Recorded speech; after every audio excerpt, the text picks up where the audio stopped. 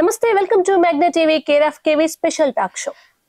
మనలో చాలా మంది మన చుట్టూ ఉన్న వాళ్ళని చూసి అరే నాకంటే తక్కువ టాలెంట్ ఉంది, కానీ అంత జీతం ఎలా వస్తుంది, అంత మంచి స్థాయిలో ఎలా ఉంది, మేము బాగానే ఉన్నాం, వాళ్ళంతా ఒకేసారి ఒకటే రకంగా పెరిగాం కదా, మాకెందుకు డబ్బులు వాళ్ళకి ఎందుకు డబ్బులు ఉన్నాయి, మాకెందుకు ఇన్ని కష్టాలు, మేము ఇంత మంచి చేస్తున్నా కూడా వాళ్ళ సకల పాపాలు చేసినా దేవుడు వాళ్ళని బాగానే చూస్తున్నాడు. ఇట్లా అందరూ ఏదో ఒక సందర్భంలో అనుకునే ఉంటాం. అయితే కొంతమంది దీనికి వాళ్ళు అదృష్టవంతులు అంటుంటారు. కానీ మన ధర్మం ఏం చెప్పిందంటే వాళ్ళ ప్రారబ్ధ కర్మలో పుణ్యం ఉంటే అట్లా జరిగింది, మనం ఏదో పాపం చేసుకుని ఉంటామని పెద్దలు అంటూనే ఉంటారు. ఈ కర్మ సిద్ధాంతాన్ని భుజానెత్తుకొని ప్రపంచానికంతా కర్మ సిద్ధాంతాన్ని బోధించడం లక్ష్యంగా ఉన్నవారే సంతోష్ బుద్ధ గురూజీ. బస్ కండక్టర్ గా ఉద్యోగం చేస్తూనే కర్మ సిద్ధాంతాన్ని కూడా బోధిస్తున్నారు. ఇవాళ ఆయన మనతో ఉన్నారు, మాట్లాడదాం. నమస్కారం. నమస్తే. కర్మ సిద్ధాంతం ఇది ఇప్పుడు సినిమాలలో, యూట్యూబ్ షార్ట్స్ లో, ఇన్స్టాగ్రామ్ లో సినిమాలకు సంబంధించిన అన్ని వస్తూ ఉంటాయి చిన్న చిన్నవి. ఎదుటివాడు ఎలా మాట్లాడితే నువ్వు అలాగే మాట్లాడు, ఎదుటి వాళ్ళు చేసిన కర్మకు సేమ్ కర్మ చేయి, ఇట్లాంటివి చాలా ఇష్టంగా యూత్ కూడా షేర్ చేసుకుంటారు. అసలు మీరు ఈ కర్మ సిద్ధాంతానికి రావడానికి మిమ్మల్ని ఏ కర్మ నడిపించింది? సో ముందుగా మీ లోపల కొలువైనటువంటి పరమ చైతన్యానికి ప్రణమిల్లుతూ నాకు ఈ చక్కటి అవకాశాన్ని ప్రసాదించిన మాస్టర్స్ కు, మీ ఆఫీస్ సిబ్బందికి, ఛానల్ చూస్తున్న ప్రేక్షకులందరికీ, తెలుగు ప్రజలందరికీ నమస్కారం. మేడం, అంటే నేను ఒక 5 years బ్యాక్ స్పిరిచువల్ పార్ట్లోకి వచ్చిన తర్వాత నా జీవితంలో కొన్ని స్నేహితుల వల్ల కొన్ని ఆర్థిక పరిస్థితులు ఏర్పడి కొంత నష్టపోయిన తదుపరి నా జీవితంలో ఒక పెద్ద సంఘటన జరిగింది. మా బాబు మరణం. ఆ మరణం ముందు నాకు ఒక ఫకీర్ ఇంటి ముందుకు చేపడం, నేచర్ నాకు ముందే ఒక 4-5 రకాలుగా ఇండికేషన్స్ ఇవ్వడం. సో సాధారణంగా ఇండికేషన్స్ ఇస్తే మనం కొట్టిపడేస్తాం, మన మైండ్ కొట్టిపడేస్తుంది. సో మా పేరెంట్స్ మేము అట్లా కొట్టిపడేయడం జరిగింది. సో నాకు మా అబ్బాయి యాక్సిడెంట్ అనే సన్నివేశము అదంతా నన్ను ఒక తీవ్ర మనోవేదనకు గురి చేసి మెల్లగా ఏం చేసిన అంటే ఒక అన్వేషణకు దారి తీసింది నన్ను. అసలు ఎందుకు ముందే నిర్ణయించబడ్డది జీవితం, మరి నేను ఎందుకు చేసేది ఏమున్నది, సపరేట్ పోకుండా కదా అని నేను ఇట్లా అనుకొని, ఇక నాకు తెలియకుండానే కొన్ని పుస్తకాలు రావడం, కొత్త వ్యక్తులు నా జీవితంలోకి రావడం, నా జీవితం తెలియకుండానే ఆధ్యాత్మిక వైపు మరలడం, ఇట్లా స్టార్ట్ అయింది. ఈ క్రమంలో ఏమైందంటే మా అబ్బాయి వచ్చే ముందు, అంటే చనిపోయే ఒక 20 రోజుల ముందు ఒక ఫకీర్ ముందు చెప్పిపోయినని చెప్పిన. ఇక నేను నుంచి ఏ వ్యక్తి నా జీవితంలోకి వస్తుండు, ఏం చెప్తుండు, ఏం మాట్లాడుతుండు, ప్రతిదీ గమనించడం స్టార్ట్ చేసాను మేడం. ఒక వ్యక్తి నాకు ముందు వచ్చి ఒక చిన్న ఇండికేషన్స్ ఇచ్చిండు. ఏమని ఇచ్చిండంటే నేను మామూలుగా సరదాగానే, అసలు నేను ఎక్స్పెక్ట్ కూడా వేయలే, సరదాగా ఆ వ్యక్తి వచ్చిండో, నేను ఒక దగ్గర టీ తాగుతున్నా, వచ్చి తెలిసిన వ్యక్తి లెక్కనే వచ్చి మాట్లాడి, నీ జీవితం ఇక నుంచి కొత్త దారి పోతుంది, కొత్త వ్యక్తులు వస్తారు అని చెప్పిండే వెళ్ళిపోయాడు అంతే.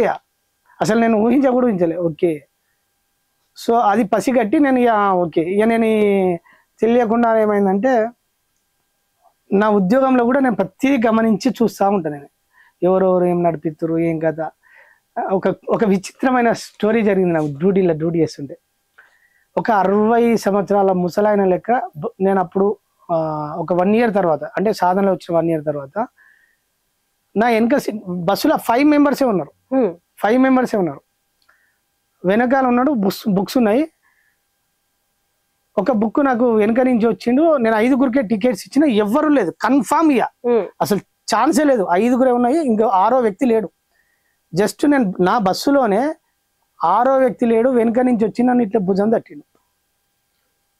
నేను అందరికి ఇచ్చిన కూర్చున్నా ఎవరు అని చెప్పిన. నెక్స్ట్ చేయగానే నాకు ఒక బుక్ ఇచ్చిండు. బుక్ ఇచ్చి నెక్స్ట్ స్టేజ్ గానే అసలు బస్సు అవుతుంది, నాకు మళ్ళా కనవాలి. ఏ పుస్తకం ఇచ్చారు ఆయన? నాకు ఇచ్చిన బుక్ నాకు మళ్ళీ కనవాలే. అరే నేను షాక్ అయిపోయినా. ఇక నేను అది ఉన్నా కదా, నాకు ఇంతకుముందు ఫకీర్ అని చెప్పిండు, ఇవన్నీ చెప్పిన కదా. ఇది అన్న తర్వాత అప్పుడు నాకు ఇక మళ్ళీ ఇంటికి వచ్చినాక మొత్తం అర్థం చేసుకొని, నా జీవితం ఏదో ఉన్నది, ఇది కాదు, ఏదో నడిపిస్తుంది, వెనకాల ఏదో శక్తి ఉంది అని ఆ తీవ్ర అన్వేషణలో ఇక సాధనకు ఎక్కువ ప్రిపరేషన్ ఇచ్చిన మేడం. ఇక సాధనలో ఎక్కువ నా డైరెక్షన్ ఏమైంది అంటే, ఎక్కువ జీవితాన్ని ఎవరు నడిపిస్తారు అనే ఆ అన్వేషణలో అంటే నేను సాధారణ ఫస్ట్ ఏం చేసిన అంటే ఏకాగ్రత కోసం కొన్ని ఎక్స్పెరిమెంట్ చేసిన. డైలీ ఒక బౌల్లో బియ్యం తీసుకొని ఒక్కొక్క బియ్యాన్ని ఇంకో బౌల్లో లెక్క పెట్టుకుంటూ అంటే ఏకాగ్రత పెట్టుకుంటూ ఒక క్యాండిల్ మొత్తం కరిగిపోయేంత వరకు దాన్ని చూడడం. అట్లా చేసిన తర్వాత నేను ఇక మొత్తం ఈ విపස්සన ఇవన్నీ వేసినాక సాధనగా నాకు ఎరుక పెరిగింది మేడం. ఎరుక ఎప్పుడైతే పెరిగిందో నా జీవితం నా చేతుల్లో లేదు, కర్మ నడిపిస్తుంది, నా బాడీ కర్మలో ఉంది, ఆ కర్మ ఫలాన్ని నేను అనుభవంలో ఉన్నా. నేను అంటే ఇక్కడ నేను అనేది లేదు, అసలు నేను లేదు. అది మనం ఆధ్యాత్మిక మార్గంలో పోతే నేను లేదు, ప్రపంచంలో నేను అనే స్పృహ ఉంది. అసలు నేను ఎక్కడ పుట్టింది, నేను అంటే ఎవరిని భగవాన్ చెప్తారు కదా మేడం. అది చెప్పినప్పుడు ఏమైందంటే నేను అని ఎక్కడ పుడుతుంది అని నేను పరిశోధన చేసినప్పుడు తల్లి గర్భంలో నుంచి బయటికి వచ్చిన తర్వాత 2-3 months తర్వాత నేను మా మమ్మీని అంటే తల్లి దగ్గర తీసుకొని లాలించడం జరుగుతుంది మేడం. అక్కడ నేను మా మమ్మీని చూడడం అంటే నా కళ్ళు ఎప్పుడైతే ఈ దృశ్య జగత్తును చూడడం మొదలు పెడుతుందో అక్కడ వీళ్ళు కనబడతారు, మమ్మీ, పేరెంట్స్, బంధువులు, సిస్టర్స్ అందరు కనబడతారు. అక్కడ కొంచెం కొంచెం కొంచెం కొంచెం కనబడతారు. సో వాళ్ళు కనబడడం వల్ల నేనున్నా, వాళ్ళు కనబడకపోతే నేను లేను. అక్కడ అక్కడ ఒక నువ్వు ఉంటేనే ఇక్కడ నేను ఉంటది, నువ్వులు ఎవరు లేకుంటే నేను లేను అంటే వాళ్ళు ఉన్నారు కాబట్టి నేను ఉన్నా. సో ఈ ఐడెంటిఫికేషన్ నేను గుర్తుపట్టి నాకు అవన్నీ సింక్ అయినాయి. సింక్ అయిన తర్వాత ఇక నేను లోతుల్లోకి పరిశీలిస్తే బాడీ కర్మ ప్రారంధ అంటే ఇవన్నీ నేను అవన్నీ స్టడీ చేసిన తర్వాత నాకు తెలియకుండానే నా కర్మ జరుగుతుంది. ప్రారంధం నుంచి తెచ్చుకున్న కర్మ నా జీవితాన్ని అటువైపు, నా సంస్కారాలు అటువైపు తీసుకెళ్తున్నాయి. నేను ఎప్పుడైతే అందులో ఉండి ఇది నేను చేస్తున్నా అనే భావన నాకు తెలియకుండానే నేను ప్రతిదీ నేనే చేస్తున్నా అనుకుంటున్నా కదా, నేను అని ఎప్పుడైతే 24 గంటలు అనుకుంటున్నానో ఆ పర్యవసానాన్ని నేను పొందుతున్నా అనే అవగాహన నాకు వచ్చింది. సో ఇక ఇప్పుడు నేను అనేది పోగొట్టుకోవడం అంటే ఇది మళ్ళా నేను సాధన బాగా చేసి నేను ఆధ్యాత్మిక మార్గంలోకి వెళ్ళి ఉండడం అనేది అది చాలా టాస్క్తో కూడుకున్న పని అనేది నాకు అర్థమైంది. పోవచ్చు, నాకు దాని మీద మొత్తం సమాచారం అంతా తీసి పెట్టుకున్నా, ఏ సాధన చేస్తే ఎట్లుంటది, ఏ ఫలితం ఉన్నది అంతా తెలుసుకున్నా, అన్ని గురువుల దగ్గర తీసుకున్నా. కానీ కుటుంబం ఉన్నది, ప్రపంచం ఉన్నది, ఇందులో ఉన్నాము. మళ్ళీ ఇందులోకి బుద్ధుడు మధ్య మార్గం అని బుద్ధుడు చెప్తుండు. రమణ మహర్షి కూడా మళ్ళీ ఏం చెప్తుండు, నీలో ఇల్లు ఉన్నదా, నువ్వు ఇంట్లో ఉన్నావు అంటాడు. మరి ఎక్కడ పోతాం అని మహర్షి కూడా చెప్పిండు. సో మళ్ళీ బాధ్యతల నుంచి తప్పించుకోవద్దని మళ్ళీ గురువులు చెప్తుర్రు. బాధ్యతల నుంచి తప్పించుకుంటే మళ్ళీ అది కర్మనే అంటారు. సన్యాసం పుచ్చుకొని ఆశ్రమాలు పోతే అక్కడ మనం భోజనం తింటాం, అది రుణం కిందనే అవుతుంది అని ఇవన్నీ సందిగ్ధం సంఘర్షణ ఉంటది కదా మేడం. సో ఎక్కడికి పోయినా మళ్ళీ కర్మలోనే ఉన్నాం. సో ఈ ఉండడం ఏందో ఇందులో ఉండి సాధన చేసుకుంటూ మధ్య మార్గం అనేది అప్పుడు కాన్సెప్ట్ ఎంచుకొని ఈ సాధన చేసుకుంటూ ఈ ఆధ్యాత్మిక యాత్రలో ఏ కర్మ ఏ ఫలితం ఇస్తుంది, ఫలితం ఎవరు డిసైడ్ చేస్తారు. అప్పుడు ఈ మహర్షి అంటే భగవాన్ ఇచ్చినాక అప్పుడు అరుణాచలం పోయి ఆ బుక్స్ చదవడము, ఆ ఉపదేశ సారంలో నాకు మొత్తం ఒక మంచినీళ్ళు తాగినంత ఈజీగా నాకు అందులో అన్ని సమాధానాలు రావడము, నాకు ఏదైతే ప్రశ్న బలంగా అనుకుంటానో ఏదో రూపంలో నాకు మా భగవాన్ అందించడము. అందులోనే ఈ స్టోరీస్ అన్ని నేను ఈ మధ్యలో ఇంటర్వ్యూస్ చెప్పిన స్టోరీస్ అన్ని నాకు భగవాన్ అందించాయి. అంటే ఏదో రూపంలో రొట్టె కథ చెప్తారు కదా, ఒకసారి చెప్పారమ్మా. అయితే కర్మఫలము ఏంటిదంటే మనము ఈ ఫలితం ఎంత వస్తుంది, నేను ఈ కర్మ చేస్తే ఎంత ఫలితం వస్తుంది అనే నేను ఒక పని అంటే కొన్ని ఎక్స్పెరిమెంట్ చేస్తే ఏం స్టోరీ అంటే నాకు కొన్ని స్టోరీ చేసాను. ఇందులో ఏముంటుంది అంటే మీకు ఒక చిన్న స్టోరీ చెప్తా. నేను కొంతమందికి ఎట్లా వస్తుంది అంటే ఆ ఫలితము, కొంతమంది ఏం పని చేయరు, వాళ్ళకి డబ్బు బాగా వస్తుంది. నేను బాగా కష్టపడుతున్నాను, నాకు డబ్బు వస్తలేదు. మరి నాకు ఒక బాగా అవగాహన వచ్చింది ఏంటంటే అందరు బాగా కష్టపడు అని అంటారు కదా. మరి కష్టపడితే ఒక రైతే కోటీశ్వరుడు కావాలి. కష్టం ప్రకారంగా ఫలితం రావాలంటే ఈ భూమి మీద రైతే ధనవంతుడు కావాలి, ఒక ఆటో నడిపే వ్యక్తే కోటీశ్వరుడు కావాలి, ఒక ఇటుక పని చేసే వ్యక్తే ధనం ఉండాలి, అంతే కదా మేడం, కష్టం ప్రకారం చూస్తే. కానీ ఇది కష్టం ప్రకారం జరుగుతలేదని నాకు అర్థమైంది. సో నేను కర్మ ఎంత ఫలితానికి ఎంత వస్తుంది, ఏం చేస్తే ఎంత వస్తుంది అవగాహన మీద నాకు ఆ స్టోరీ దొరికింది. స్టోరీ ఏంటంటే ఒక ధనవంతుడు ఒక బాటసారి పోతా ఉంటాడు మేడం. పోతూ ఉంటే ఆయన దగ్గర డబ్బు ఉంటుంది, కానీ ఒక దగ్గర అలసిపోయి చెట్టు కింద కూర్చుంటాడు. ఆ సమయంలో ఈయనకు ఆకలి అయితే ఉంటుంది. ఆ సందర్భంలో అక్కడ పనిచేసే ఇద్దరు వ్యక్తులు వచ్చి ఆ చెట్టు కింద భోజనం చేయడానికి వస్తారు. వచ్చి వీళ్ళు భోజనం చేయడానికి రెడీ అవుతారు. అప్పుడు ఈ వ్యక్తి కనబడతాడు. కనబడ్డప్పుడు ఒక వ్యక్తి దగ్గర 3 రొట్టెలు ఉంటాయి, ఒక వ్యక్తి దగ్గర 5 రొట్టెలు ఉంటాయి. ఈ 5 రొట్టెలు ఉన్న వ్యక్తి ఈ 3 రొట్టెలు ఇద్దరు కలిసి భోజనం చేద్దాం అనుకున్న సమయంలో ఈ వ్యక్తి కనబడతాడు. సో వీళ్ళు ముగ్గురు కలిసి సమానంగా ఆ భోజనం స్వీకరించాలి. ఎట్లా స్వీకరిస్తారు? మొత్తం 8 ఉన్నాయి, 8 ఉన్నాయి, ముగ్గురు తినాలి. 3 3 అయితే 9 అయితే 9 అయితే 2.5 2.5 7.5 అవుతాయి. 7.5 అయితే అర్థం మన లాజిక్ మైండ్ అస్సలు ప్రశ్న దొరకట్లేదు, అస్సలు దొరకదు. మీరు రేపటి దాకా ఎదిగినా దొరకదు. 8 రొట్టెలే ఉన్నాయి, ముగ్గురు తినాలి. ఎట్లా తింటారు చెప్పండి? ఇందులో మస్తు మస్తు మూలం చేసి సమానంగా పంచుకుంటారు. ఎగ్జాక్ట్లీ. మళ్ళీ ఆ 3వ వ్యక్తి ఏం చేస్తాడంటే ఒక్కొక్క పీసును తీసి 3 భాగాలు చేస్తాడు. ఒక్క రొట్టెని తీసి 3 పీసులు చేసి అప్పుడు 24 అవుతాయి. మనిషికి 8 వస్తాయి. 24 అయితే మనిషి బుర్ర కొంచెం పనిచేసింది. బుర్ర కాదు, వివేకం పనిచేసింది. వివేకం. సో మామూలుగా అయితే లాజిక్ మైండ్ దొరకదు. సో ఈ ఇచ్చిన తదుపరి తిన్నరు. తిన్న తర్వాత ఆ ధనవంతుడు కృతజ్ఞతగా తన దగ్గర ఉన్న ఒక బంగారు కాయిన్స్ 7 అంటే 8, వీళ్ళ దగ్గర 8 కదా, 8 వీళ్ళిద్దరికి ఇచ్చిండు, వెళ్ళిపోయిన ఆయన కృతజ్ఞతగా. ఆయన వెళ్ళిపోయిన తర్వాత వీళ్ళిద్దరు పంచుకోవాలి. ఎట్లా పంచుకుంటారు? 8 ఇచ్చిన 4 పంచుకుంటారు. ఇంకో వ్యక్తి దగ్గర 5 ఉన్నాయి కదా. ఇప్పుడు మీరు మీ దగ్గర 5 రొట్టెలు ఉన్నాయి, నా దగ్గర 3 రొట్టెలు ఉన్నాయి. సో ఇప్పుడు మీరు ఒక రొట్టె ఎక్కువ ఉన్నది కదా, 5 3 తీసుకోవాలి కదా. మరి నేనేమనుకుంటా అట్లా ఉండదు. నాకు ఇప్పుడు ఇది ధనం కదా, డబ్బు ఏం చేస్తుంది? ఇద్దరు తోబుట్టిన అన్నదమ్ములను కూడా విడదీస్తారు కదా. ధనం ఈ ఇద్దరి మధ్యలో గొడవ క్రియేట్ చేసి జరిగింది. జరిగిన తర్వాత వీళ్ళిద్దరు శరీసంగం తీసుకోవాలని ఈయన అనుకుంటాడు, లేదు లేదు నాకు 5 రావాలని మీరు అంటారు. సో ఇద్దరి మధ్యలో సంఘర్షణ వల్ల ఆ గొడవ కాస్త గ్రామంలోకి పోయింది. ఆ గ్రామ పెద్దలు కూడా దగ్గరకు పోతే, అరే ఇద్దరు వీళ్ళు అంగీకరించరు, నువ్వు 5 తీసుకో ఆయన 3 అని కొందరు అంటారు. ఆ ఆ కాలంలో రాజులు కదా మేడం, ఆ రాజు పిలిచి శరీసంగం పంచితే వీరు ఒప్పుకోడు. సో అది అంత లిటిగేషన్ లో ఉండి ఎంత చెప్పినా వీళ్ళు ఒప్పుకోసరికి ఎక్కడో ఒక ధర్మబద్ధంగా జీవించేటోళ్ళు ఉండరు. ఆ పక్క గ్రామంలో అంటే కొందరు ఖాళీ ధర్మంతో చెప్పేటోళ్ళు ఉంటారు, నీతిగా చెప్పేటోళ్ళు ఉంటారు. సో ఆ పక్క విలేజ్ లో ఒక ధర్మంతో చెప్పే పంచాయతీ తీర్మానం జరిగే వ్యక్తులు ఉంటారు కదా మేడం. అంటే ఈ కాలంలో కోర్టులు అవన్నీ ఉన్నాయి, కానీ ఆ కాలంలో ఆ పక్క విలేజ్ నుంచి తీసుకొచ్చి ఒక వ్యక్తిని ఈ గొడవ ఏందో క్లియర్ చేయని ఆ రాజు చెప్తాడు. రాజు చెప్పినప్పుడు ఆ రాజు ఏం చేశానంటే, ఇది కొంచెం లిటిగేషన్, నేను మీకు రేపు చెప్తా అని ఆయన నైట్ ఇంటికి పోయి పడుకుంటాడు. ఆయన డ్రీమ్ లో వస్తుంది, ఎందుకు ఇన్ని పంచాదులు ఇంత ధర్మబద్ధంగా చెప్పినావు, దీన్ని ఎందుకు ఇంత ఆలోచిస్తున్నావు, ఆ 3 రొట్టెలు ఉన్న అతనికి ఒక్కటే నగ ఇయ్యి, ఒకటే కాయిన్ ఇయ్యి, 5 రొట్టెలు అతనికి 7 ఇచ్చేసాయని చెప్తాడు. అమ్మ ఇదేంది, నేను చాలా పెద్ద ఎన్ని తీర్పులు చెప్పినా నా డ్రీమ్ లో ఇది వచ్చిందని అనుకుంటాడు. సో అనుకొని వచ్చి గ్రామంలోకి వచ్చి ఏం చెప్పినాక వాళ్ళిద్దరిని పిలుస్తాడు. 5 రొట్టెల అతని వ్యక్తిని పిలిచి ఈయనకి 7 నగలు ఇస్తాడు, ఈ 3 రొట్టెలకు ఒకటే ఇస్తాడు. అప్పుడు ఎట్లుంటది మేడం, ఇంకా పెద్ద గొడవ అవుతుంది. అప్పుడు ఏంది, నువ్వేదో మనకు మంచి నీట్ చెప్తావు అనుకుంటే ఇట్లా చేసినావు అంటే అప్పుడు చెప్తాడు, నువ్వు ఎన్ని రొట్టెలు తెచ్చినావు అంటాడు. 3 రొట్టెలు అయినా 3 తెచ్చిన అంటాడు. ఒక్కొక్కటి కడిగేస్తే ఎన్ని అయినాయి అంటాడు. ఒక్కొక్కటి కడిగేస్తే 9 అయినాయి. నువ్వు ఎన్ని తిన్నావు అన్నాడు. నేను 8 తిన్నా. ఎన్ని మిగిలినాయి అంటాడు. ఒకటే ముక్క మిగిలింది. ఆయన ఎన్ని తెచ్చిండు అంటాడు. ఆయన 5 తెచ్చిండు. ఒక్కొక్కటి కడిగేస్తే ఎన్ని 15 అయినాయి.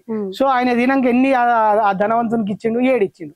సో ఆయన చేసుకున్న ఫలితం ప్రకారం ఆయనకు 7 చెందుతాయి, నీకు చేసిన కర్మ ప్రకారం నీకు ఒకటే చెందుతుంది. అంటే మనం ఎక్స్పెక్టేషన్ అంతా పోకున్నా యూనివర్సల్ లా అనేది ఇక్కడ పనిచేసింది. సో ఎవరికి ఏది దక్కనో అది దక్కుతుంది అనే క్లారిటీ వచ్చేసింది ఒక చిన్న స్టోరీ ద్వారా. ఇప్పుడు కర్మ సిద్ధాంతం చాలా మంది ఉన్నారు. సపోజ్ వీళ్ళకి అదృష్టం బాగాలేదు, ఫీల్డ్ లో సినిమా ఫీల్డ్ లోనో మీడియాలోనో ఉద్యోగంలో ప్రమోషన్ వస్తలే, అమెరికాకు పోతే లక్ లేదు అని పూజలు హోమాలు చేయించుకుంటున్నారు కదా.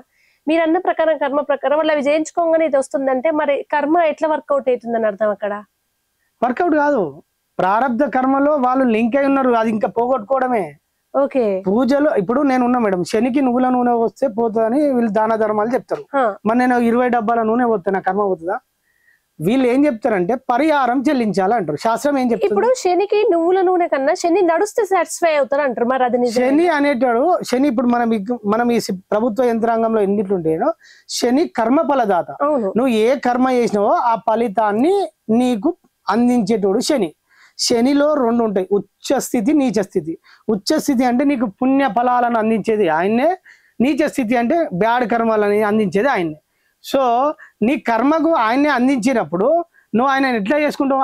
ఆయన పని ఏంది? రోల్. నీ కర్మ ఫలాన్ని నీకు అందజేస్తున్నావు. ఇప్పుడు లంచం పెట్టి కొట్టుకుంటాము, మనకు ఆయన కనబడుతుందా? భౌతికంగా ఇవన్నీ జరుగుతాయి, ఇవన్నీ ఉత్తమ మేడం. పరిహారం అంటే తిరిగి చెల్లించడం.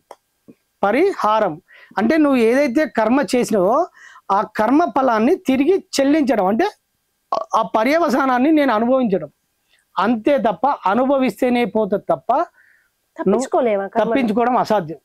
అది ఎట్లా తప్పించబడుతుంది అంటే నేచర్ ద్వారానే తప్పించబడాలి. ఎట్లా? ఇప్పుడు మీరు రామదాస్ సినిమా చూసారు ఫర్ ఎగ్జాంపుల్. రామదాస్ సినిమాలో రామదాస్ ఏం చేసిండు? గుడి కట్టిండు, మంచి అక్కడ అంతా కొంచెం ఫండ్ వసూలు చేసి అంత గుడికి నిర్మాణం చేసిండు. కానీ నేచర్ ఏం చేసింది? ఒక చిలుకను బంధించిన కర్మ ఉంది రామదాస్కు. భార్య కోసం చిలుకను తెచ్చి పంజరంలో బంధించిండు. అంటే ఒక స్వేచ్ఛలో ఉన్న జీవిని పంజరంలో వేసిండు కదా, ఆ కర్మ ఉన్నది. ఆ కర్మ ఫలాన్ని ఈయన అనుభవించాలి. సో యూనివర్స్ ఏం చేసిందంటే ఈ గుడి కట్టే క్రమంలో ఒక చిన్న లోటుపాటు తీసుకొచ్చి వేరే వ్యక్తులను తీసుకొచ్చి ఆ తానేషా మహారాజు దగ్గర చిన్న పొరపాటును చూపించి ఆ శిక్ష అనుభవించడానికి యూనివర్స్ లింక్ చేస్తుంది. వీళ్ళందరినీ లింక్ చేసి ఆ జైలు శిక్షకు కారణమైండు. సో ఆ రామదాస్ ఏమనుకుంటానంటే నేను గుడి కట్టించిన రామునికి, సీతమ్మ వారికి బంగారు పథకం చేపించిన, నేను అంత మంచి చేసిన, నాకెందుకు? కానీ బ్యాడ్ కర్మ చేసింది నాకు తెలియదు కదా. సో ఇక్కడ తప్పకుండా బ్యాడ్ అనుకోలేదు. సో అంటే బ్యాడ్ అనుకోలేదు, కర్మ చేసింది అనుకోలేదు. అక్కడ బ్యాడ్ అని కాదు, నేను తప్పు చేసిన అని అనుకోలేదు. అనుకోకపోవడం వల్ల కర్మ నుంచి అని తెలియక అక్కడ ఏమైతుంది అంటే తన సరెండర్నెస్ ఉండదు, భక్తి ఉంటది కానీ సరెండర్నెస్ ఉండదు, శరణాగతి లేదు, సమర్పణ భావం లేదు. సో అక్కడ ఒక పాట పడతాడు, ఇచ్ఛాసతుల కమ్ములు అనే పాట పాడి లెక్కలు అప్పచెప్తాడు భగవంతునికి. కానీ ఆయన చూస్తుంటాడు, అరే మనోడు కర్మ ఉంది, కర్మ పూర్తి అయ్యేంత వరకు అనేది అక్కడ ఆయన దృష్టి పోతుంది. ఆయన కర్మ ఉంది, కర్మ తీరేంత వరకు నేను ప్రకృతి నియమాలు ఒప్పుకోవు. ఇంతకుముందు చెప్పిన కదా మేడం, అంటే ఏది కానీ విశ్వ నియమాల ప్రకారం జరుగుతుంది. సో విశ్వ నియమాలు అంటే ఇప్పుడు ప్రభుత్వంలో ఒక వ్యక్తి, ఒక అధికారి ఉన్నాడు, నాకు ఇన్లీగల్ గా నాకు సంతకం పెట్టమంటే పెడతాడా? ఇప్పుడు నేను డ్యూటీ చేస్తున్నా, నాకు నా ఉద్యోగ బాధ్యతల్లో నేను ఇన్లీగల్ గా పని చేయలేను, ఎందుకంటే నా సిస్టమ్ ఒప్పుకోదు. సో అక్కడ ప్రకృతి ధర్మాలు ఈవెన్ భగవంతుని కూడా రానియ్యాయి. సో కర్మ పూర్తి అయ్యేంత వరకు ఆయన ఏం చేయలేడు. సో అదే సినిమాలో తన పుత్రుడు గంజిగుంటలో పడి మూర్చపోతాడు. అప్పుడు ఏం చేశాడంటే క్రూర కర్మములు నేరగా చేసి నేరములు ఎంచకు రామ అంటాడు. క్రూర అంటే పాపపు కర్మములు, నేరగా అంటే తెలియక చేసిన తప్పపులు. అంటే అక్కడ శరణాగతి ఉన్నాడు, అంటే కంప్లీట్. ఈవెన్ గజేంద్ర మోక్షంలో కూడా తన ప్రయత్నం ద్వారా అన్ని వదిలేసుకుంటది కదా. సో అప్పుడు భగవంతుడు ఏం చేస్తాడంటే ఓకే అక్కడ సరెండర్నెస్ కాబట్టి అప్పుడు భగవంతుడు ఆంజనేయ స్వామి పంపించి కాపాడుతాడు. అక్కడ ఏం జరుగుతుంది అంటే తన లోపల మార్పు జరుగుతుంది, అంగీకరించడం స్టార్ట్ అవుతుంది, అంటే తప్పు చేసిన అనే భావన జరుగుతుంది. చేసిన తర్వాత ప్రాయశ్చిత్తం అంటే ఒక సేవ చేసే అవకాశం వస్తుంది. ఇప్పుడు మీకు ఒక జీవితకాలం శిక్ష పడ్డ ఒక జీవిత ఖైదుకు యావజ్జీవ ఖైదు ఉంటుందిగా, కొన్ని సత్ప్రవర్తన వల్ల ప్రభుత్వం విడుదల చేస్తుందిగా. కానీ తన లోపల మార్పు వల్లనే ప్రభుత్వం విడుదల చేసింది. ఇక్కడ మార్పు జరగకుండా ప్రభుత్వం విడుదల చేసిందా? మనం ఎప్పుడైతే మన లోపల మార్పు జరుగుతుందో, మనం ప్రకృతి నియమాలను అనుసరించి బతుకుతామో, ఇంకో ఇతరుల విషయాలలో జోక్యం చేసుకోమో, ఎవరిని నిందించమో, ఆ మొత్తం పరివర్తన జరిగినప్పుడు నేచర్ గుర్తించి నువ్వు ఏదైతే మళ్ళీ సృష్టి కార్యంలో లగ్నమై సరైన కర్మలు ఆచరిస్తావో నేచరు నిన్ను తప్పించబడుతుంది తప్ప మనం డైరెక్ట్ గా తప్పించబడలేదు. కానీ ఇక్కడ నాకు ఒక సందేహం, మన చుట్టూ ఉన్న వాళ్ళని మేము అందరికి మంచిగా చేసినాం, మాకెందుకు ఇట్లా జరిగింది, వాళ్ళైతే అందరిని ఉసురు పోల్చుకుంటారు, వాళ్ళందరూ సొమ్ము తింటారు, అన్ని దొంగ పనులు లొంగ పనులు చేస్తారు, దేవుడు చూడు వాళ్ళని ఎత్తుకున్నాడు అని అంటారు. మరి మంచి కర్మ చేస్తే వాళ్ళకి మంచి ఎందుకు జరుగుతలేదు? ఇది బాగా అర్థం చేసుకోవాలి. ఇప్పుడు వీళ్ళు మంచి కర్మ చేసినా అని అనుకుంటారు, కానీ వాళ్ళకు రుణం అనేది తెలియదు. ప్రారంధంలో ఈ వ్యక్తులకు వీళ్ళు రుణం ఉన్నారు. ఇప్పుడు అప్పులు ఎగ్గొట్టి పోయేటోళ్ళు, చిట్టీలు వేస్తే అవి ఎత్తుకుని పోయేటోళ్ళు. ఇప్పుడు ఇది ఎట్లుంటది మేడం, ఇప్పుడు ఒక వ్యక్తి ఒక కర్మ చేయాలి అంటే, ఇప్పుడు నేను ఒకటి పొందాలంటే ఇంకో వ్యక్తి రావాలి. సో గ్రూప్ కర్మ ఉంటది. ఇప్పుడు మీకు ఇంతకుముందు ఆ స్టోరీలో చెప్పినప్పుడు అది ఎందుకంటే ఆ స్టోరీ అందరికి అర్థమవుతుంది. ఒక నాస్తికుడు ఒక గురువు చెప్పినప్పుడు కర్మ సిద్ధాంతాన్ని నమ్మడు. నమ్మకపోయేసరికి ఈ రోజు నీకు బలవంతంగా ఇద్దరు అన్నం తినిపించే వ్యక్తులు వస్తారు.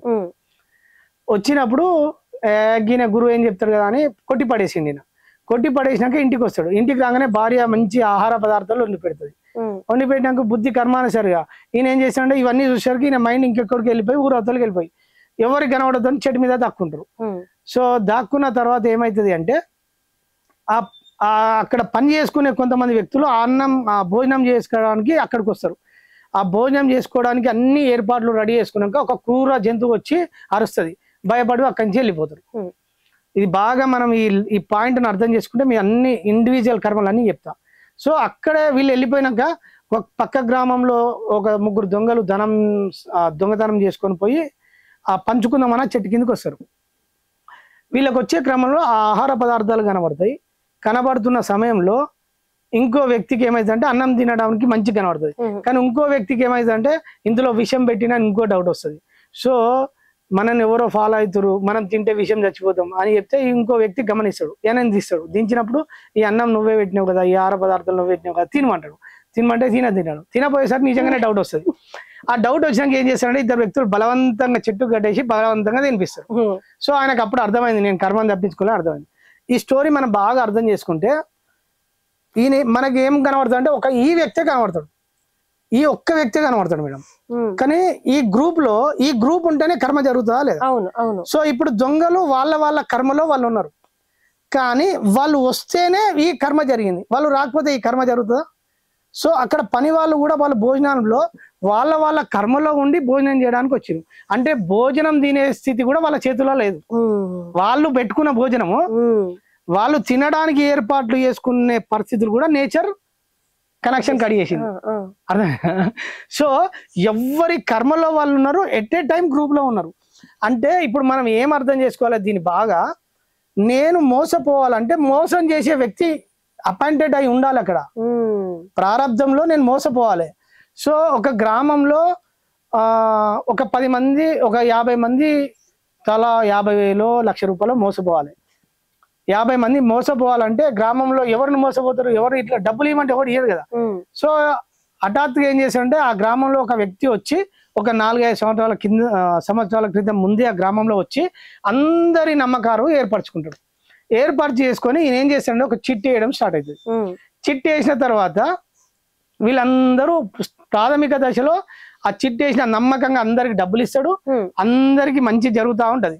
ఎప్పుడైతే వాళ్ళ కర్మ ఉన్నంతసేపు ఈ చక్రంలో ఉంటారు, వాళ్ళ కర్మ ఎప్పుడైతే డిజాల్వ్ అయిపోయి ఎప్పుడైతే అనుభవించే ప్లేస్ లో వీళ్ళు ఏం చేస్తారంటే వాళ్ళ డబ్బులు అన్ని ఈయన దగ్గర స్టోరేజ్ చేస్తూ ఉంటారు. నమ్మకం ఏర్పడదు కదా మేడం, ఇంకా డబ్బులు ఈయనకి ఇవ్వడం స్టార్ట్ అవుతుంది. ఎప్పుడైతే కర్మ స్టోరేజ్ చేయగానే ఈయన ఏం చేస్తారంటే ఆ 2 కోట్లు 3 కోట్లు తీసుకొని స్కిప్ అయిపోయి వెళ్ళిపోతారు. కరెక్టే. మరి ఇట్లా కర్మ సిద్ధాంతం నమ్ముకుంటే పూర్వజన్మలో వాడికి బాకేమో పోయింది కర్మ అనుకుని కంప్లైంట్ ఇవ్వకుండా ఉంటే అప్పుడు వీళ్ళు ఉండరు. ఇక్కడ మైండ్ ఒప్పుకోదు కదా మేడం, మనసు ఉంది కదా. మైండ్ ఇక్కడ వీళ్ళు మళ్ళీ ఫలితాన్ని అంటించుకుంటారు. అది ఒక జ్ఞాని మాత్రమే.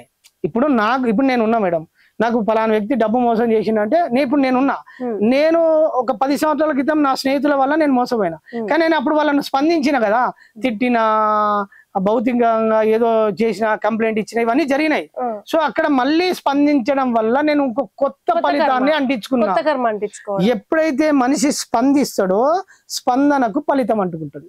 కానీ ఇది ఒకవేళ రాంగ్ అర్థమైతే మాత్రం ఇక హత్యలు అత్యాచారాలు ఏం జరిగినా అక్కడికి ప్రారంభం అనుకుని స్పందించకుండా వెళ్ళిపోతే క్రైమ్ రేట్ పెరుగుతుంది. ఇదే ఈ చక్రం మీద జరుగుతూ ఉంటది. దీన్ని ఏం చేయాలంటే ఇప్పుడు నేనున్నా మేడం, ఇది ఎట్లుంటది అంటే మీరు బాగా అర్థం చేసుకుంటే ఒక ఒక స్త్రీ ఉన్నది, ఒక తల్లి ఉన్నది. తల్లి ఒక బాగా ఆకలితో ఉన్నది అనుకో, ఒక వ్యక్తి మీలాంటి వాళ్ళ వ్యక్తి వచ్చి ఆకలితో ఉన్నప్పుడు అన్నం పెట్టిరు అనుకో, అన్నం పెట్టిన తర్వాత తదుపరి ఏమైందంటే తినడానికి రెడీ అవుతుంది. కానీ ఇప్పుడు మనం ఒక బయట స్ట్రీట్ డాగ్స్ కి అన్నం పెడితే ఇంకో వేరే కుక్ వచ్చి తింటుంటది, చిన్న పిల్ల పెడితే వచ్చి తింటది, అది భయపడిపోతుంటది, తినకుండా పోతుంటది. సో ఒక బలవంతుడు వచ్చి ఈ తల్లి దగ్గర అన్నం గుంజుకుంటే ఎంత బాధ ఉంటుంది మేడం, మస్తు పెయిన్ ఉంటుంది. అంటే కొట్టి చంపి వాని హింసించాలి నిందించాలని అంత ఉంటుంది. కానీ అదే సమయంలో తన కూతురో పాపో హాస్టల్ నుంచో లేకపోతే స్కూల్ నుంచో వచ్చింది అనుకో, తన ఆకలితోటి ఉన్నా కూడా తన ఆకలి కోసం ఈ అన్నం ఇస్తుందా లేదా? సో ఇక్కడ రెండు జరిగినాయి ఒకటే. అక్కడ అన్నం ఉండదు, ఇక్కడ అన్నం ఉండదు, కానీ ఇక్కడ ఇచ్చింది, ఇక్కడ వీడు గుంజుకున్నాడు. మూలం ఏంది? అన్నం పోవడమే, కానీ అక్కడ నొప్పి లేదు, అంటే పెయిన్ లేదు, ఇక్కడ పెయిన్ ఉన్నది. కాదు గురువు గారు, నాకు మీరు ఇది చెప్తుంటే నాకు ఒక చిన్న కథ గుర్తుకొచ్చింది. చెప్పండి. గురువు శిష్యుడు ఉండి గురువు శిష్యుని తోటి అంతా మిథ్య నాయన, దేనికి నువ్వు స్పందించకని చెప్తారు. ఆ తర్వాత ఒక రోజు తెల్లారి ఏనుగు వస్తుంది. గురువు బాగా పరిగెత్తుతుంటాడు. ఎవరి ప్రాణాలు వాళ్ళు కాపాడుకున్నా గురువు గారు అంతా మిథ్య అన్నారు, మీరు ఏనుగు వస్తే ఎందుకు ఉరికిర్రంటే ఏనుగు మిథ్య, నేను పరిగెత్తడం కూడా మిథ్య నాయన అంటారు. కథ తెలుసు. అట్లనే కర్మలో ఇప్పుడు మీరు నా డబ్బులు తీసుకుని వెళ్ళిర్రు, అదే కర్మే. నేను మీ మీద కేసు పెట్టడం కూడా కర్మే కావచ్చు. అదే మళ్ళీ ఫలితం అంటుకుంటుంది కదా, కానీ డీటెయిల్స్ లో పెట్టొచ్చు కదా. అదే ఒక ఇక్కడ మనసు ఉంటది, మనసు ఉంటది మేడం, పెట్టలేడు. కానీ లౌకికంగా చాతగాని వాళ్ళు ఏం జరుగుతున్నాయి రియాక్ట్ అవుతలేరు అంటారు కదా అని అనుకుంటారు వీళ్ళు. అది ఒక బాగా మనం అర్థం చేసుకుంటే ఎవరైతే స్థిత ప్రజ్ఞతతో ఉంటారో, నేను ఇప్పుడు కామన్ ఆడేయానికి వచ్చే డౌట్లన్నీ మీ ముందు పెడతాను. ఓకే నాకు అర్థమైంది. ఎవరైతే స్థిత ప్రజ్ఞతతోటి అవగాహన చేసుకుంటారో వాళ్ళు మాత్రమే చేయగలరు. ఇప్పుడు నేను ఉన్నా మేడం, మా అబ్బాయికి యాక్సిడెంట్ అయింది, లారీ డ్రైవర్ నాడు. సో మా అబ్బాయికి కారణం ఆయన్నే. కానీ నాకు సత్యం ఎప్పుడైతే నా జీవితంలోకి అవగాతం అయిందో, నేను మళ్ళీ సమాచారం ఇచ్చిన, అరే మీరు రండి కేసు విత్డ్రా చేసుకున్నారా మీరు? నేను చేసుకుంటాను సమాచారం ఇచ్చిన, వాళ్ళు రాలే. అంటే నేను అంత ప్రాక్టికల్ ఆచరణలోకి వచ్చేసి నేను అప్పుడు తెలియకుండా బాధతోటి మా అబ్బాయి పోయి నన్ను కేసు పెట్టినా కదా, అప్పుడు కేసు కంప్లైంట్ అయింది, రిజిస్టర్ అయింది, కోర్టులో ఇష్యూ నడుతుంది. సో నాకు సత్యం అర్థమైన తర్వాత నేను ఓపెన్ గా సరెండర్ అయిపోయి ఇచ్చేసిన కదా. అంటే నేను కొత్త కర్మలో నేను మళ్ళీ ఎందుకు భాగస్వామ్యం కావాలి అని చెప్పిన తర్వాత నేను విత్డ్రా చేసుకుంటా అని నిర్ణయించు వాళ్ళకి సమాచారం ఇచ్చిన. కానీ ఆయన యోగంలో శిక్ష ఉంటే నేను ఏం చేయలేను. నేను ఇప్పుడు స్కిప్ అయిపోయినా, నేను నేచర్ కప్ అయిపోయినా. ఇప్పుడు చాలా మంది నిజ జీవితంలో కర్మయోగం సాధన చేయాలనుకున్నారు. ఒక ఉద్యోగస్తుడు, ఆయన కర్మయోగం, ఆయన డిటాచ్ లేకుండా అటాచ్ అయ్యే పని చేయాలి, యాజమాన్యం చెప్పినట్టు మనసు పెట్టి చేయాల్సిన పనులు ఉంటాయి, ఇష్టం ఉన్నా లేకున్నా. అప్పుడు మరి తగులుకుంటాయి కదా, తగులుకుంటాయి, 100% తగులుకుంటాయి, అంటుకుంటాయి. ఫలితాలు అంటుకోవడం కాదు, చక్రంలో చిక్కుకోవడం. ఇదే చక్రం, అవును, చిక్కుకుంటా ఉంటాడు మేడం, బయట పడలేం. అందుకే కర్మ సిద్ధాంతాన్ని చాలా మంది మేధావులు మీ దాకా వచ్చే ఉంటది, అది నిరాశావాదం అని కొట్టిపడేస్తుంటారు. అంటే ఏం జరిగినా అది కర్మే అనుకుంటే మనిషికి ఆశ ఎక్కడిది, ప్రయత్నం ఎక్కడిది అని అంటుంటారు కదా. అనుకుంటాడు, కానీ అసలు మూలంకి వెళ్తే కర్మ ఉండదు. కానీ ఇది జగత్ అనేది మిథ్య, మీరు అన్నట్టు మిథ్య. మిథ్య అంటే మేడం ప్రతిబింబం, మిథ్య అంటే ప్రతిబింబం. జగత్ మిథ్య, బ్రహ్మ సత్యం, బ్రహ్మనే సత్యం, ఇది మిథ్య అంటే ప్రతిబింబం. సో ఇక్కడ మనిషి ఎక్కడైతే నేను పుడుతుందో ఆ నేను పుట్టడం వల్లనే కర్మ ఫలితం అంటుకోవడం, ఇది పునర్జన్మ కారణమవుతుంది అనుకుందాం. సో ఈ నేను పోగొట్టుకోవడానికి ఆధ్యాత్మిక సాధన.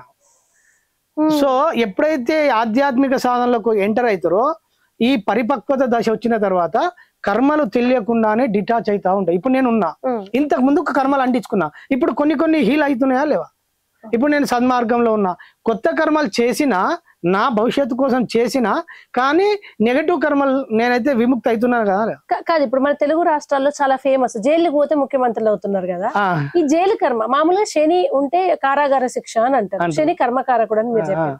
మరి ఇది ఎట్లా కర్మ ఇదే ఏ స్థాయికి పోయిందంటే ఎవరైనా జైలుకు పంపితే ఎక్కడ ముఖ్యమంత్రి అవుతారో బాబా అనే భయం కూడా పట్టు. అది ఒక భ్రమ మేడం. అది ఎట్లుండదు అంటే ఇప్పుడు సొసైటీలో ఒక క్రియేట్ చేసి పడ్డది, కానీ వ్యక్తికి ఆ కర్మ ఉండి ఆ కర్మ ద్వారా పోతున్నారు. ఇంతకు ముందుకు అట్లా ఉండదు. ఇప్పుడు కొత్తగా అన్ని జరగలే, కొన్ని జరిగినాయి ఎక్స్పెరిమెంట్లు. కానీ ఏమైతే అంటే ఆ వ్యక్తికి ఏదైతే కర్మ ఉందో ఆ కర్మ అనుభవించడానికి లింక్ అవుతుంది. ఇప్పుడు బ్యాడ్ కర్మ, ఇప్పుడు ఒక గుడ్ కర్మ రావాలి మేడం.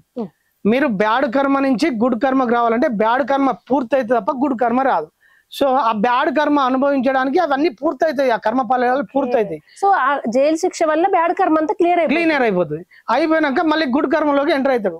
అది మొత్తం గ్రూప్ ఎట్లుంటది అంటే పొలిటికల్ లీడర్లకు యూనివర్సల్ గ్రూప్ ఉంటది. వాళ్ళకి ఇండివిజువల్ కర్మ ఓన్లీ ఇండివిజువల్ అనేది పర్సన్కి ఉంటది, కానీ రాజకీయ నాయకుల గ్రూప్ లో ఉంటాడు. అందరి గ్రూప్ లింక్ అయి ఉంటాడు. అంటే యజమా, ఇప్పుడు మన కుటుంబంలో యజమాని ఎట్లున్నాడో ఆ యజమాని ఎప్పుడైతే నిర్ణయం తీసుకుంటాడో ఆ నిర్ణయం మొత్తం ప్రజలకు అంటుకుంటది ఆ ఫలితం.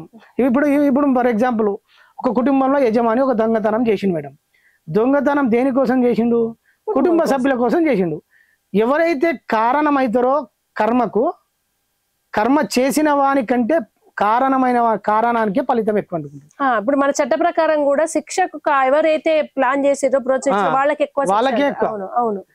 యూనివర్సల్ నియమాలు కూడా అదే. బయట ప్రకృతి ధర్మాలు ఎట్లనో ఈ ధర్మాలు కూడా అంతేనే. అంటే ఇప్పుడు మరి హోమాలు, యజ్ఞాలు, మంత్ర జపాలు, పూజలు ఇవన్నీ ఏం చేయవా కర్మను? అసలు కర్మను బయట పడేయలేవు, కాకపోతే మనిషికి కొంత ఉపశమనం కలిగిస్తాయి. పోనీ కర్మను డైల్యూట్ చేస్తే మరి తీవ్ర యజ్ఞయాగాలు అనేది ఈ ఋతువులు మన నేచర్ కోసం రూపొందించిన మేడం. నేచర్ అంటే ప్రకృతి ధర్మాలను బ్యాలెన్స్ చేయడానికి. ఇప్పుడు ఒక యజ్ఞం, ఒక క్రతువు చేసినాం, శక్తులను ఎనర్జీస్ బ్యాలెన్స్. అంటే ఇప్పుడు వర్షం పడాలి, వర్షం పడడానికి ఆ క్రతువులు, ఆ పూజలు డిసైడ్ చేసినాయి. అవి మామూలు మన కోసం కాదు. పూజలు అవి చిన్న చిన్న ఏంటంటే అందరూ జ్ఞాన మార్గంలో ఉండరు కనుక, ధ్యాన మార్గంలో ఉండరు కనుక కొంతమంది నిత్య కర్మలు, పూజలు చేసుకునేటోళ్ళు, వ్యవసాయం చేసుకునేటోళ్ళు ఆ పూజలలో ప్రాథమిక దశలో ఉంటారు. ఇప్పుడు సపోజ్ ఒక ఉద్యోగంలో ప్రమోషన్ రావాలి, లేదా యూఎస్బీ చదువుకోవాలి, అప్పులు తీరాలి, ఇటువంటి వాళ్ళ కర్మలు అవి జరగాలంటే మీ కర్మ సిద్ధాంతం ప్రకారం ఏం చేయాలి? నాకు ఏది కావాలో నువ్వు అది ఇవ్వాలి. ఇప్పుడు ప్రమోషన్ కావాలన్న వాళ్ళు ఎట్లా చేయగలరు? ప్రమోషన్ కావాలంటే అది ప్రమోషన్ కోరుకుంటూ వచ్చేది కాదు. నీ ప్రారంధంలో ఉంటే ఆటోమేటిక్ వస్తుంది. నీ ప్రారంధంలో లేకపోతే అస్సలు రాదు. కాకపోతే నీకు మంచి అవకాశాలు రావాలంటే ఇంకొకరికి నువ్వు అవకాశం ఇవ్వు. అంటే కింది స్థాయి ఉద్యోగస్తులు ఉంటారు కదా, వాళ్ళకు నువ్వు మంచి చేస్తే నీకు పై అవకాశం వస్తుంది.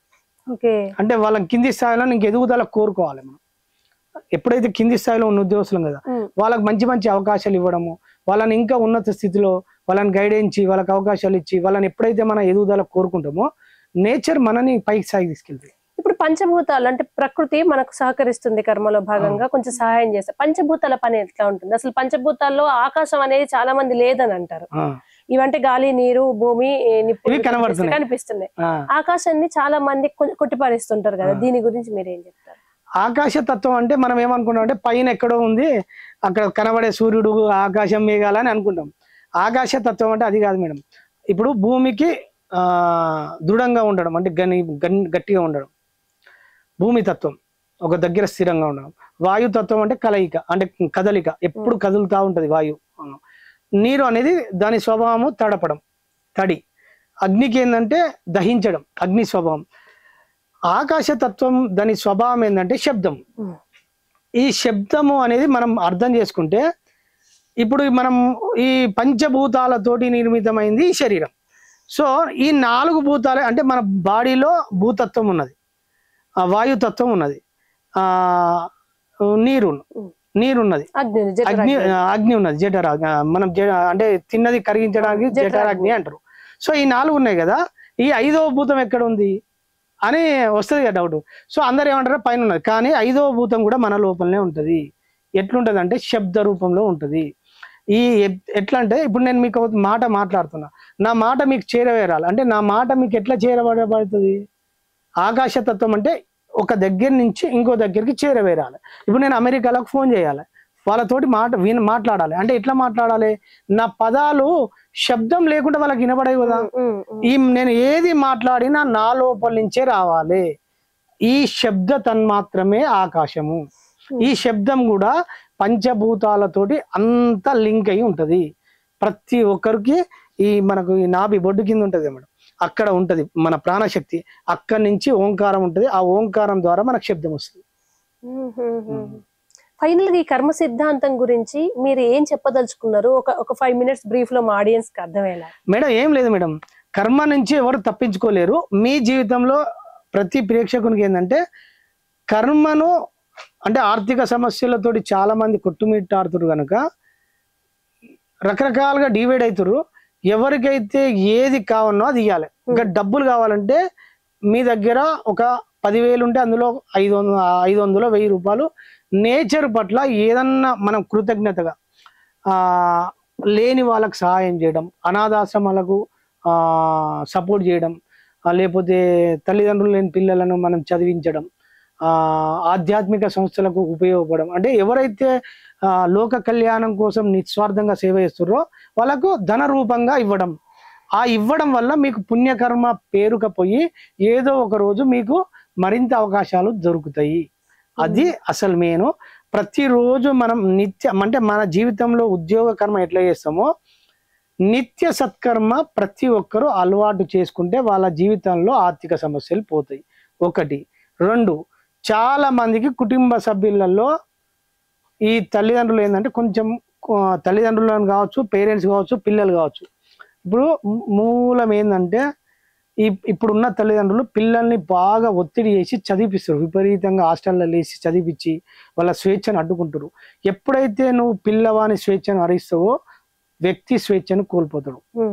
స్వేచ్ఛను కోల్పోవడం వల్ల ఈయన వృద్ధాప్యంలో వృద్ధాశ్రమాలను ఆశ్రమించడం అనేది తథ్యం. సో ఇది యూనివర్సల్ లా. వీళ్ళు ఏమనుకుంటారు, నా కొడుకులు మమ్మల్ని వృద్ధాశ్రమాలు వేసిరు, పిల్లలు పట్టించుకుంటలేరు, ఇది పిల్లల మీద నిందలెత్తురు. That's wrong. ఇక్కడ ఎవ్వరి జీవితానికే వాళ్ళే సృష్టికర్త. అహం బ్రహ్మాస్మి మూల అర్థం. నేను ఏదైతే సృష్టించుకుంటున్నానో దాన్నే ఫలితాన్ని పొందుతున్నా. నా కర్మ యొక్క ఫలాన్ని నేనే పొందుతున్నా తప్ప నా పిల్లలు వృద్ధాశ్రమాలు వేసిరు, నా పిల్లలు అట్లా చేసిరు, లేకపోతే మా తల్లిదండ్రులు ఇట్లా చేసిరు, ఇదంతా వదిలేసి ఎప్పుడు స్వయం మీద దృష్టి చేసి మీ కర్మ మీద ఎప్పుడైతే దృష్టి పెడతారో మీరు ఏది చేసినా దాని ఫలితాన్ని పొందుతారు. మీరు స్వేచ్ఛనిస్తే స్వేచ్ఛను పొందుతారు, ద్వేషాన్ని ఇస్తే ద్వేషాన్ని పొందుతారు. అందరు చాలా మంది ద్వేషించుకుంటారు కొంతమందిని, అంటే డిగ్రేడ్ చేయడము, హేళన చేయడం, ఇవన్నీ జరుగుతాయి. సో ఏ వ్యక్తి అయితే సమాజంలో అందరినీ హేళన చేస్తాడో సమాజం చేత హేళన చేయబడతాడు. అంటే ఇప్పుడు ఈ కర్మ సిద్ధాంతం ప్రకారం కొంతమంది ఏమంటారు, పూర్వజన్మ ఉందో లేదో ఎవరికి తెలుసు, ఇంకో జన్మ ఉంటుందో ఉండదు, ఈ జన్మ తినాలి, ఎంజాయ్ చేయాలి, చావాలి అనేది ఒక కాన్సెప్ట్ ఇప్పుడు ఎక్కువ వింటున్నాం. వాళ్ళు చూడు 10 మంది కడుపు కొట్టిరు, మంచిగా వాళ్ళు మనకు 10 రూపాయలు ఇచ్చి వాళ్ళు కోట్లు సంపాదించుకుని ఎంజాయ్ చేస్తున్నారు, కర్మ ఎక్కడిదిరా అని అనుకుంటారు. వీళ్ళకి ఎట్లా ఈ జన్మలోనే అనుభవిస్తారు, కలికాలంలో కర్మ ఈ జన్మే అంటారు కదా, ఎట్లా ఉంటది రిజల్ట్? అంటే ఇది మనము లోతుల్లోకి వెళ్తేనేమో జన్మ పరిణామ క్రమంలో కొందరికి మీకు 100 జన్మలు ఉండొచ్చు, నాది 10వ జన్మ ఉండొచ్చు.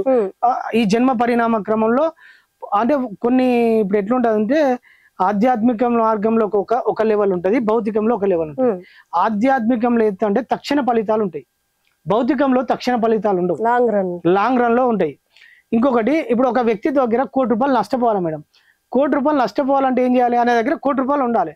నేచర్ ఏం చేస్తా అంటే ₹1 కోటి వచ్చేంత వరకు ఓపిక పడతా ఉంటది. కర్మ ఓర్పు పట్టి పట్టి పట్టి ఆయనకు నేచర్ ₹1 కోటి వచ్చే మార్గాన్ని చూపించి ఆయనకు ఒక మంచి ఉద్యోగం ఇచ్చి ఆ ఉద్యోగం ద్వారా డబ్బు సంపాదించి వచ్చినాక 26 ఏళ్ళ వయసులో ఉద్యోగం వచ్చింది, 40 ఏళ్ళలో ₹1 కోటి లాస్ కావాలి. ఈ 14 ఏళ్ళు కష్టపడి డబ్బు సంపాదించుకున్నాక 40 ఏళ్ళ వయసులో ఇంకో ఆ గ్రూప్ కు లింక్ అయ్యే వ్యక్తులు వచ్చి ఒక దగ్గర బిజినెస్ పెడతారు, మొత్తం కోటి పోతుంది.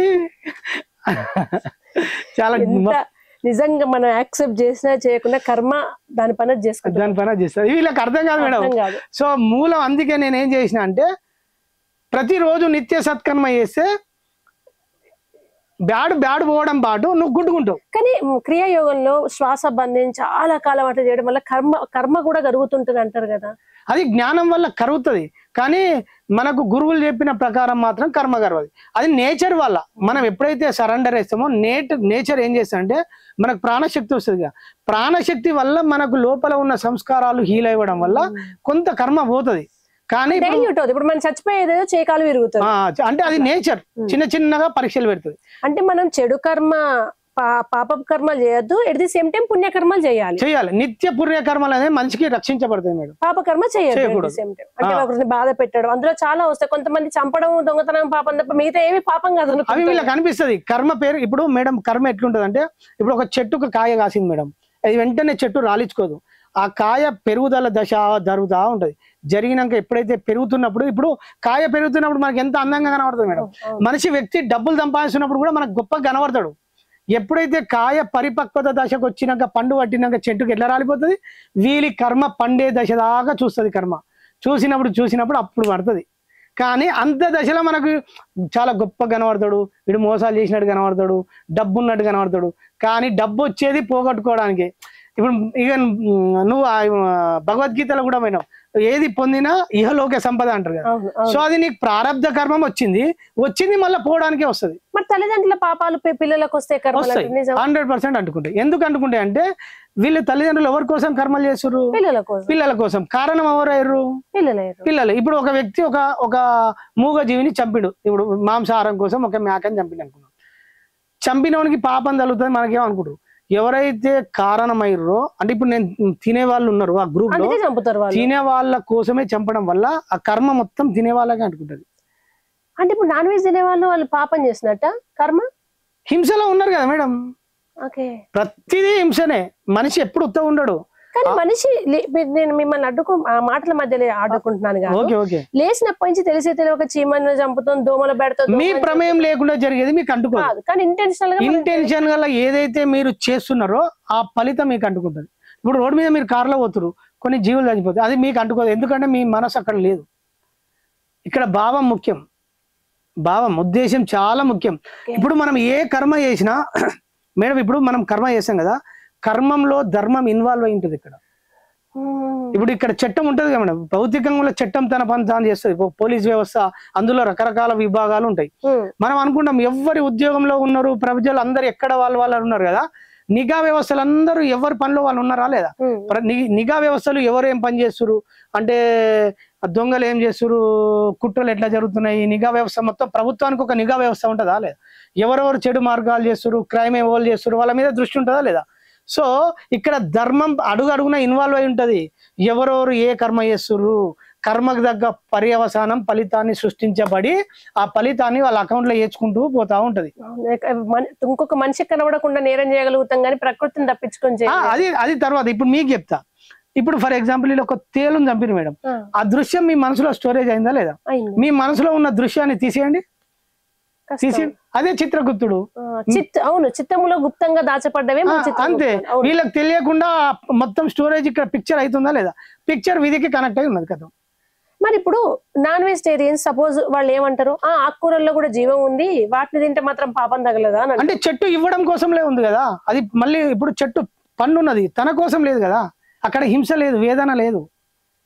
ఓకే, చెట్టు ఇవ్వడం కోసం ఉంది. పండు కాసిన దశలో చెట్టు దేనికోసం ఉంది మేడం? తన పిల్లల కోసం లేదు కదా. ఒక జంతువు తన వృద్ధి కోసం ఉన్నది. ఇప్పుడు ఆవు ఉన్నది, పాలు ఇస్తుంది, పాలు తాగు, అది ఇవ్వడంలో ఉన్నది.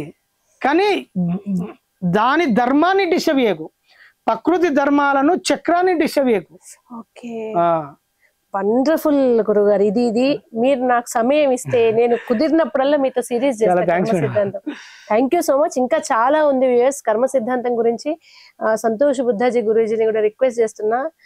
ఆయన వృత్తిరీత్యా కూడా బిజీగా ఉంటారు కనుక ఎప్పుడు కుదిరినా మీకు ఈ కర్మ సిద్ధాంతం మీద సిరీస్ అందజేస్తాం. అలాగే ఆడియన్స్ కి కర్మ సిద్ధాంతం గురించి ఎటువంటి డౌట్స్ ఉన్నా కింద మీరు కామెంట్స్ రూపంలో తెలియజేస్తే మీ డౌట్స్ కూడా మీ గురించి నేను అడిగి ఆయన నుంచి సమాధానాలు చెప్పే ప్రయత్నం చేస్తాను.